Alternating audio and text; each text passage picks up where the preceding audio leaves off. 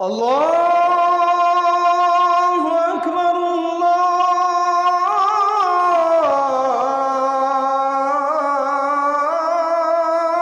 আকবার।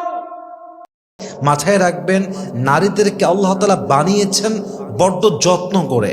নারীদের হৃদয়টা আল্লাহ তাআলা অনেক কোমল করেছেন এবং এই হৃদয়টা শুধুমাত্র ভালোবাসা চায়। এই হৃদয়টা জাস্ট একটু যত্ন চায়, আদর চায়, একটু সময় চায়। মাথায় রাখবেন, যেই মেয়ে ভালোবাসা চায় না, জাস্ট টাকা চায়, বাড়ি চায়, চাই চাই স্বভাব, ডিমান্ডি স্বভাব, এই মেয়ে যাই হোক আর না হোক, এই মেয়ে আদর্শবান স্ত্রী কখনোই হতে পারে না। ঠিক কিনা বলেন? সরকার যাবে, সরকার আসবে, বাট আমার লাইফে সরকার একটাই ছিল, একটাই আছে, একটাই থাকবে, আর তার নামই হচ্ছে আমার বউ। ঠিক কিনা? এটা হচ্ছে ভালোবাসা প্রকাশ করার একটা নমুনা। নারী আসলে কিসে আটকায়, বউরা আসলে কি চায়, বউদের চাহিদা আসলে কি, পুরুষদের সবচেয়েতে জানার ব্যাপারে আগ্রহ হচ্ছে মেয়েরা আসলে কি চায়, বউ আসলে কি চায়। আমি জাস্ট কয়েকটি কথা শেয়ার করছি। যদি আপনি এই কথাগুলো শুনতে পারেন, আপনার বিবাহিত জীবনকে সুখী করবে একজন, বলেন সবাই তিনি কে? মাথায় রাখবেন, একজন মেয়ে হচ্ছে বাবার কাছে রাজকন্যার মতো। একটা ফ্যামিলির সবচেয়েতে আদরের যে মানুষটা, তার নাম হচ্ছে বাড়ির একজন মেয়ে। বাড়ির একটা মেয়ে যে কি আদর পায়, কি সোহাগ পায়, কি ভালোবাসা পায়, এটা আসলে বলে বোঝাবার মতো কোনো ক্ষমতা আমার কাছে নেই। মাথায় রাখবেন, বাবা মায়ের পরে সবচেয়ে বড় দায়িত্ব একজন মেয়ের ব্যাপারে পালন করবে তার স্বামী। ঠিক কিনা বলেন? এখন স্বামীকে বুঝতে হবে যে আসলে বউ আমার কি চায়, বউ এর এক্সপেকটেশনটা আসলে কি। যদি আপনি আপনার বউয়ের চাহিদা না বোঝেন, যদি আপনি আপনার বউয়ের মেন্টালিটি না বোঝেন, তার পার্সোনালিটি না বোঝেন, তার এক্সপেকটেশন না বোঝেন, তার কখন কি দরকার, কেমন করে দরকার, কি প্রয়োজন, এটা যে স্বামী বুঝতে পারে না, সেই স্বামী কখনো তার ম্যারিড লাইফে হ্যাপি হতে পারে না। ঠিক কিনা বলেন? সর্বদা মাথায় রাখবেন, একজন আদর্শবান স্ত্রীর জন্য, ওয়াইফের জন্য আসলে ভালোবাসার উপরে আর কোনো মেডিসিন নেই। অতএব একজন হাজবেন্ড হিসেবে আপনার জানা উচিত যে আপনি যে আপনার ওয়াইফকে ভালোবাসেন, এই ভালোবাসা তার সামনে প্রকাশ করার দরকার। বলেন তো সবাই, আছে না নাই? এটা বড্ড প্রয়োজন। চার মাযহাবের ইমাম আহমদ ইবনে হাম্বল রহমতুল্লাহি আলাইহি, উনি ওনার সন্তানকে বলেছিলেন, তুমি যদি তোমার হ্যাপি ম্যারিড লাইফ লিড করতে চাও, সাংসারিক জীবনে সুখী হতে চাও, তুমি যে তোমার বউকে ভালোবাসো, এই কথা প্রকাশ করতে কখনো কার্পণ্য করবে না। সুবহানাল্লাহ পড়বেন না আপনার সবাই? তো এটা দরকার, এটা বুঝতে হবে।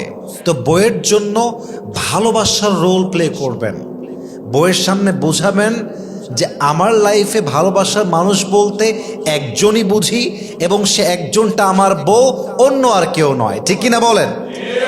সরকার যাবে, সরকার আসবে, বাট আমার লাইফে সরকার একটাই ছিল, একটাই আছে, একটাই থাকবে, আর তার নামই হচ্ছে আমার বউ। ঠিক কিনা? এটা হচ্ছে ভালোবাসা প্রকাশ করা একটা নমুনা। এবং আমি আর একটা কথা বলতে চাই, যেই মেয়েদের মাঝে এটা আমি বলতে খুব ইতস্ত বোধ করছি, আমি feeling so shy, but I think this is my responsibility that I should talk about on this matter, আর I must have to be clear on it. ব্যাপারটা হচ্ছে এরকম, দেখেন যে আপনি যদি বুঝে ফেলেন যে আপনার ওয়াইফ আসলে ভালোবাসার পাগল নয়, টাকার পাগল, বিশ্বাস করেন, একজন হাজব্যান্ড যখন বুঝে ফেলে যে আমার ওয়াইফটা টাকা চায়, গাড়ি চায়, লাক্সারি লাইফ লিড করতে চায়, শপিংয়ের পাগল, আসলে তার কাছে ভালোবাসা, ফিলিংস, ইমোশন তার কোনো মূল্য নেই।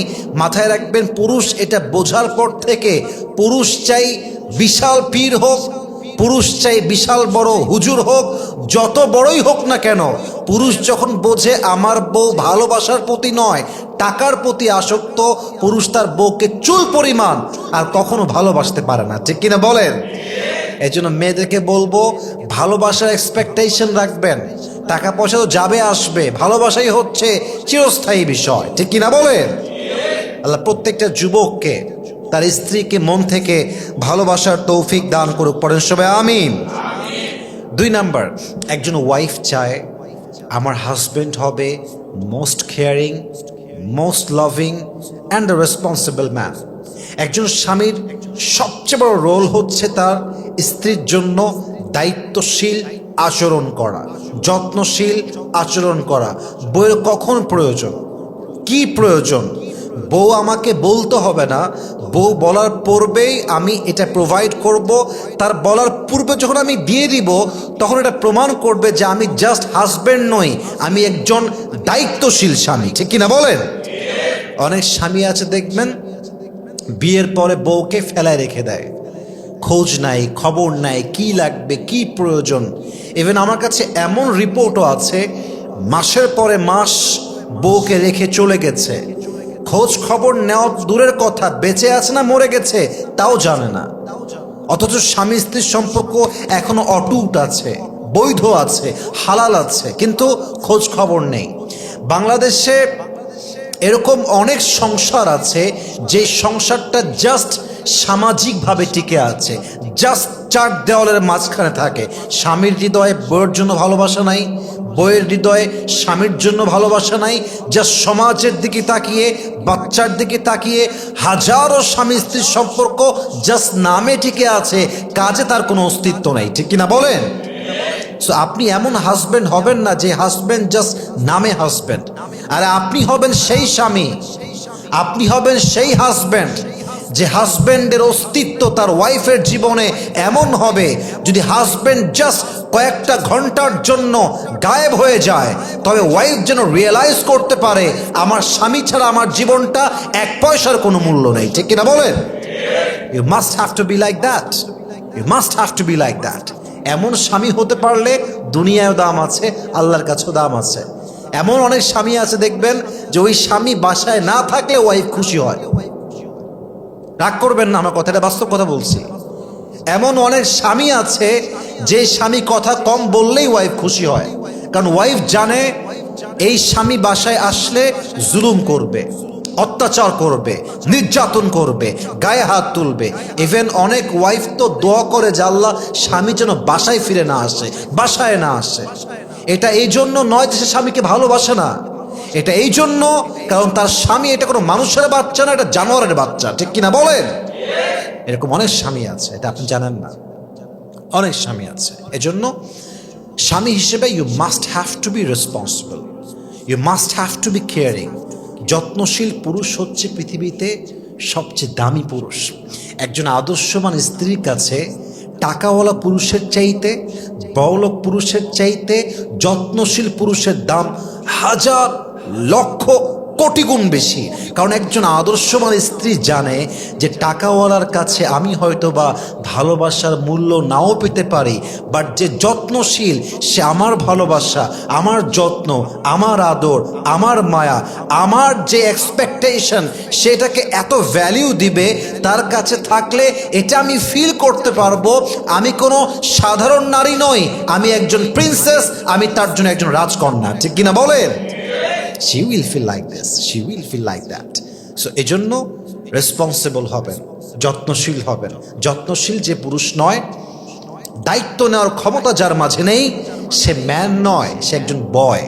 আর বয়দের জন্য বিয়ে নয়, বিয়ে হচ্ছে ফর দ্য ম্যান, পুরুষদের জন্য। অতএব আজ থেকে আমরা নিয়ত করলাম আমরা কখনো আমাদের লাইফে ইররেসপন্সিবল হব না, আমরা সবাই রেসপন্সিবল হব, দায়িত্বশীল হব। বলেন সবাই ইনশাআল্লাহ। 3 নাম্বার, এই পয়েন্টটা মাথায় রাখবেন। একজন ওয়াইফ আপনার কাছে অনেক কিছু চাইবে না, ও চাইতে পারবে না। সমাজ, বাস্তবতা, সোসাইটি, কালচার, সিচুয়েশন অনেক কিছু বুঝে সে আপনার কাছে অনেক কিছু চাইবে না। আপনি আপনার সাধ্য অনুযায়ী আপনার ওয়াইফকে প্রত্যেক মাসে হাত খরচের টাকা দেবেন, কম হোক, বেশি হোক, মিডিয়াম হোক, as much as you can provide. যা আছে তা দিবেন। 1000 দিবেন, 2000 দিবেন, বড় লোক আপনি 10,000 দিবেন, হাত খরচের টাকা দিবেন, তার দরকার আছে এটা। অনেক সময় আপনার দেওয়া হাত খরচের টাকা ওয়াইফ জমায় রাখবে এবং সেই টাকা দিয়ে আপনার ওয়াইফ আপনার বিপদে সাহায্য করবে। এটা নামই হচ্ছে ওয়াইফ। ঠিক কিনা বলেন? একটা কথা আপনারা রিয়েলাইজ করেছেন কিনা দেখেন, আমরা জাস্ট নামে বলি যে বউ হচ্ছে আমাদের জীবনের সবচেয়ে বেশি জ্বালা। আমরা নামে বলি যে বউ হচ্ছে আমার জীবনে সবচেয়ে বিরক্তিকর জিনিস, কিন্তু বাস্তবতা হচ্ছে এটা জাস্ট মুখের কথা। বিপদে পড়লে, কষ্টে পড়লে, অসুস্থ হলে, রোগী হয়ে গেলে, বিছান ধরা হয়ে গেলে একমাত্র বউ ছাড়া আশেপাশের কাউকে হারিকেন দিয়ে খুঁজে পাওয়া যায় না, ঠিক কিনা বলেন? তা আপনি যদি আপনার ওয়াইফকে হাত খরচের টাকা দেন, এটা আপনার জন্যও লাভ, তার জন্যও লাভ। কখন কোথায় লাগবে, কেমনে লাগবে, এটা কে জানে? অতএব ব্যক্তিত্ববোধ হচ্ছে দিবেন। আচ্ছা, আমি বলছি না লাখ টাকা দিবেন, আমি বলছি দেন, 1000 দেন, 2000 দেন, বাট তাকে একটা হাত খরচ দিবেন। কারণ আপনার ঘরে আসার পূর্বে সে তার বাবার রাজকন্যা ছিল, আর তার বাবা তাকে এত কিছু দিয়েছে যা তাকে বলতে হয় নাই, তার বাবা নিজের থেকেই দিয়ে দিয়েছে, ঠিক কিনা বলেন? এটা খেয়াল রাখবেন। হাত খরচের টাকা দিবেন বউকে, চিপটামি করবেন না। অনেক স্বামী আছে, হ্যাঁ, 1 নম্বর হারকিপটা, হেবাড়ার সব জায়গা টাকা বের হয়, আর বউ চাইলে বাহানা শুরু হয়ে গেল, আর এই সমস্যা, ওই সমস্যা, मैं गरीब हूं, मैं बहुत गरीब हूं। হ্যাঁ, আমি গরিব, বাপ গরিব, দাদা গরিব, আমার মতো গরিব এই দুনিয়াতে কেউ নাই। জঙ্গলে আমার বাড়ি, আমার কোনো টাকা পয়সাই নাই। বউয়ের বেলায় চিপটা হয়, বোনের বেলা টাকা বের হয়, মায়ের বেলা টাকা বের হয়ে যায়, বাপের বেলা টাকা আরো বেশি বের হয়, সবার জন্য টাকা বের হয়, বইয়ের জন্য 2 পয়সা বের করতে চায় না। এরকম স্বামী আছে না নাই বলেন? বইয়ের জন্য খরচ করলে আল্লাহ রিজিকে বরকত দেয়। বইয়ের জন্য খরচ করলে আল্লাহ আপনার রিজিকে আরো বেশি স্বচ্ছতা দান করে। বইয়ের জন্য খরচ করলে আল্লাহ আপনার জীবনটাকে একদম বরকত দ্বারা ভরপুর করে দিবে। সুবহানাল্লাহ পড়েন সবাই। এই জন্য বউকে হাত খরচ দিবেন। আর একটা পয়েন্ট মাথায় রাখবেন, ওয়াইফের প্রতি অনেস্ট অ্যান্ড লয়াল হতে হবে। সত্য কথা কি জানেন? পুরুষদের মন এক নারীতে আসক্ত হওয়া খুব বড় বিগ চ্যালেঞ্জ। কেন জানেন? কারণ যে পুরুষদের জন্য জান্নাতে 70,000 হুর থাকবে, সেই পুরুষ দুনিয়ায় এক নারীতে আসক্ত হবে কেমন করে, ঠিক কিনা বলেন? এটাই বাস্তব। আমি সেদিন একটা বয়ান শুনছিলাম, নাম হচ্ছে Junaid Jamshed. He was a singer in Pakistan, then he became Islamic scholar, Islamic da'i. তো তিনি বললেন যে এক লোক আমাকে বলছে যে इंसान मर्द जो होता है वो सिर्फ एक लड़की की तरफ एडिक्टेड क्यों नहीं हो सकता। প্রশ্ন হচ্ছে যে আচ্ছা বলেন তো, একজন পুরুষ কখনো এক নারীতে আসক্ত হয় না কেন? তো উনি জবাব দিয়েছিলেন, খুব অসাধারণ একটা জবাব দিয়েছেন। উনি বললেন যে जहां पे मर्द को जन्नत में 70,000 हूरे मिलेंगे, तो जिसके पास जन्नत में 70,000 हूरे होंगे वो एक लड़की से कैसे गुजारा कर सकता है। तो যার জান্নাতে 70,000 হুর আছে, সে একটা মেয়ে দিয়ে কেমনে চলবে? তো বাস্তবতা হচ্ছে এই পুরুষ যতই বলুক এটাই পারফেক্ট, এটাই চাই, এটার প্রতি আসক্ত, বাট পুরুষের চোখ আর পুরুষের মন আসলে সহজে এক নারীতে আসক্ত হতে পারে না, ঠিক কিনা বলেন? This is the character of man. এটা হচ্ছে পুরুষের স্বভাব, এটা পুরুষের নেচার। এর মানে যে পুরুষ খুবই খারাপ তা নয়, পুরুষের নেচারটাই হচ্ছে এরকম। আল্লাহ তাআলা আমাদেরকে বোঝার তৌফিক দান করুক, পড়েন সবাই আমিন। তাহলে ওয়াইফের প্রতি অনেস্ট অ্যান্ড লয়াল হতে হবে। যে স্বামী গাদ্দার, যে স্বামী বেঈমান, হয়তোবা সে সাময়িকভাবে জিতে যাবে, হয়তোবা সে সাময়িকভাবে বিজয় অর্জন করবে, বাট মাথায় রাখতে হবে যে অনেস্ট না, যে লয়াল না, তার জন্য পৃথিবীর কোথাও সম্মান নাই, সুখ নাই, শান্তির সন্ধান সে খুঁজেই পাবে না, ঠিক কিনা বলেন? এজন্য আমার প্রিয় ভাইরা, be honest and loyal to your wife. আর একটা বিষয় খেয়াল করেন, নবীজি কতটা লয়াল ছিলেন, এটা অনেকে আমরা ভুল ব্যাখ্যা করি। ভুল ব্যাখ্যা কেমন করে? খুব খেয়াল করবেন এই পয়েন্টটা। আমরা 4 বিয়ের কনসেপ্টকে in a wrong way highlight করি। ইভেন বেশিরভাগ ক্ষেত্রে 4টা বিয়ে করা, আমার কথা রাগ করবেন না, বেশিরভাগ ক্ষেত্রে পুরুষ 4টা বিয়ে করতে চায় কোনো অসহায় মেয়েকে সাহারা দেওয়ার জন্য নয়, বরং বেশিরভাগ পুরুষ 4টা বিয়েকে সুন্নত হিসেবে খুবই স্ট্রংলি রিপ্রেজেন্ট করে। ইটস জাস্ট বিকজ তার নারীর প্রতি জাস্ট অ্যাট্রাকশন আছে, এবং কোনো অসহায় নারীকে নয়, বিধবা নারীকে নয়, ডিভোর্সি নারীকে নয়, বরং পুরুষ 4টা বিয়ে করতে চায় বেশিরভাগ ক্ষেত্রে মনের খাহেসাত মেটাবার জন্য। ঠিক কিনা বলেন?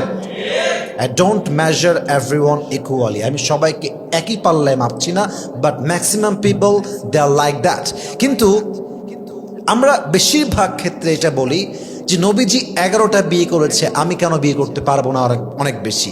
আপনি করেন, তাতে আপত্তি নেই, আপনি করেন, তাতে আমার কোনো অবজেকশন নেই। কিন্তু কথা বুঝতে হবে যে খাদিজা রাদিয়াল্লাহু তাআলা আনহা এতটা অনেস্ট ছিলেন, এতটা লয়াল ছিলেন, নবীর এতটা বিশ্বস্ত মানুষ ছিলেন। বিশ্বাস করেন, যতদিন পর্যন্ত খাদিজা রাদিয়াল্লাহু তাআলা আনহা জীবিত ছিলেন, তার অনেস্টির জন্য, তার সততার জন্য, তার চরিত্রের জন্য, তার আখলাকের জন্য, যতদিন পর্যন্ত খাদিজা বেঁচে ছিলেন, নবীজি দ্বিতীয় বিয়ে করবেন এই চিন্তা তো অনেক দূরের কথা, উনি তার আশেপাশেও যায় নাই। সুবহানাল্লাহ পড়েন সবাই।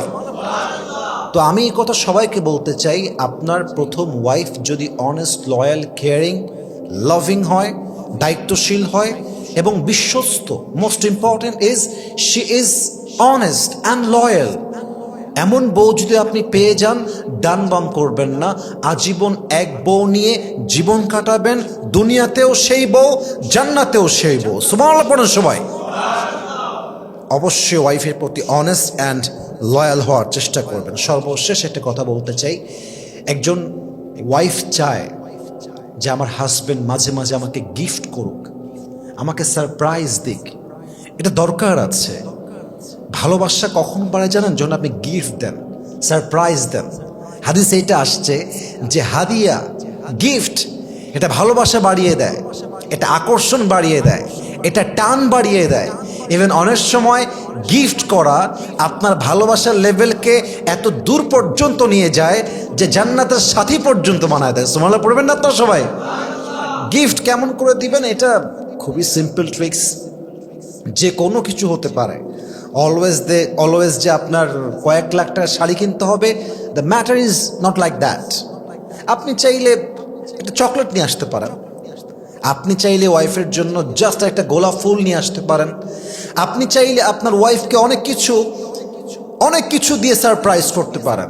আপনার ওয়াইফ রাগ করে আছে, তাকে গিয়ে আপনি একটা গান শোনাতে পারেন, একটা রোমান্টিক কবিতা বলতে পারেন। ইভেন আপনার ওয়াইফ জানেও না যে আপনি গান করতে পারেন, যতভাবেই হোক। ইভেন এটাও আছে, এই মাসলা আমি রিসেন্টলি শুনলাম যে বউয়ের সামনে গান গাওয়া জায়েজ। বউকে হ্যাপি করার জন্য, রোম্যান্টিক মুডের জন্য বউয়ের সামনে গান করা জায়েজ আছে। সুবহানাল্লাহ পড়বেন না আপনার সবাই? ইভেন বউ এমন একটা জিনিস যার সামনে গান গাওয়া জায়েজ আছে, এর সামনে মিথ্যা বলাও জায়েজ আছে। মিথ্যা যদি বলতে মনে চায়, বউয়ের সামনে ইচ্ছে মতো মিথ্যা বলবেন। যত মিথ্যা দুনিয়ায় আছে সব বউয়ের সামনে বলবেন, কারণ বউয়ের সামনে সব মিথ্যা ক্ষমা করে দিবে একজন, তিনি কে? কিন্তু এটা বউকে খুশি করার জন্য বলতে হবে, সম্পর্ক টিকিয়ে রাখার জন্য বলতে হবে। অতএব এই যে কয়েকটা মেসেজ দিলাম, যত্নশীল হওয়া, দায়িত্বশীল হওয়া, ভালোবাসা প্রকাশ করা, হাত খরচে টাকা দেওয়া, ওয়াইফের প্রতি অনেস্ট অ্যান্ড লয়াল হওয়া, এবং সর্বশেষ ওয়াইফের জন্য সারপ্রাইজ দেওয়া, গিফট দেওয়া। আল্লাহ সবাইকে এই তৌফিক দান করুক। আমার সকলে জবান খুলে, দিল খুলে পড়ছি আমিন। প্রত্যেকটা যুবককে আল্লাহ তাআলা সাংসারিক জীবনে সুখ দান করুক, পড়েন সবাই আমিন।